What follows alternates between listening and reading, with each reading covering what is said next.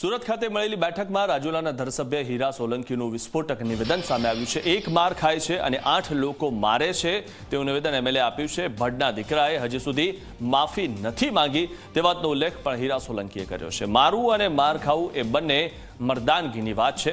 Video બનાવી એક દહેશત ઊભી કરવાનો પ્રયાસ કર્યો ત્યારે આવી દાદાગીરી સહન ન થાય તે પછી કોઈ પણ હોય તેવું પણ તેમણે નિવેદન આપ્યું છે।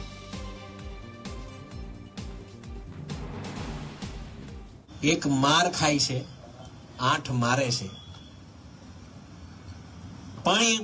पण तोय कहूं के भड़ना दीकराए कई माफी बीबी नहीं मांगी हो।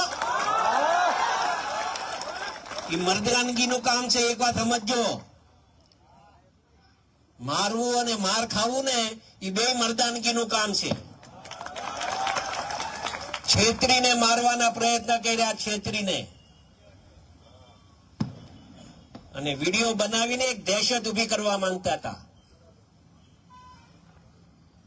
ને તો સ્વાભાવિક રીતે બને કેવું માર ખાવા વાળા હોય એના પરિવાર વાળા વિડિયો ઉતારી જાય। શું કામ કે ભાઈ આ મારવા વાળો હતો, પણ આ લોકો તો પોતે મારે, પોતે વિડિયો બનાવે।